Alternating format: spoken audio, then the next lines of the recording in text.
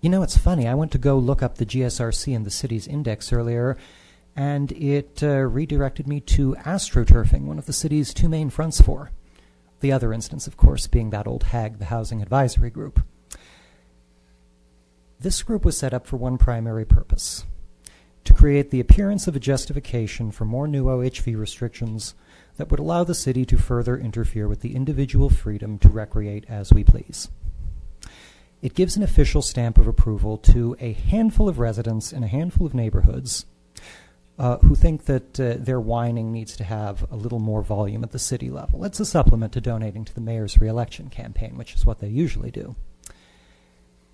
But it also is yet another city indulgence of the pseudoscientific Gaia hypothesis that the land is somehow alive and needs to be protected from humans.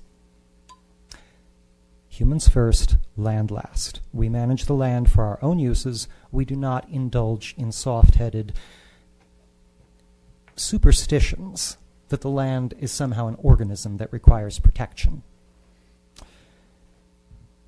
The really important thing here, which is probably the most offensive part of this whole proposal for more OHV restrictions, is that it is at its core a proposal to institutionalize discrimination to the maximum possible at the city level.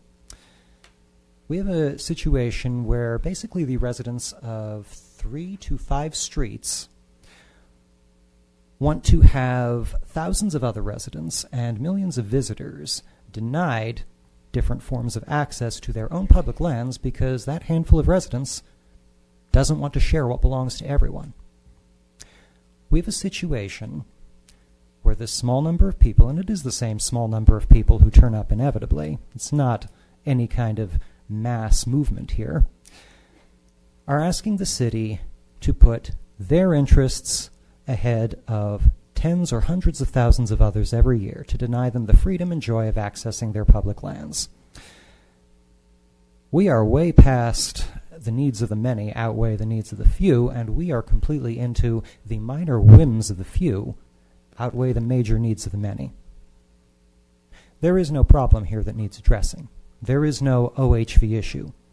OHVs are not damaging the land, and if they were, it would be irrelevant. This is primarily the result of a lot of paranoid whining by a bunch of city slickers who know nothing about how life in the rural West really works, and which those of us who grew up in the rural West find incredibly annoying. The City Council had any regard for rural and Western values, it would abolish this quango on the spot.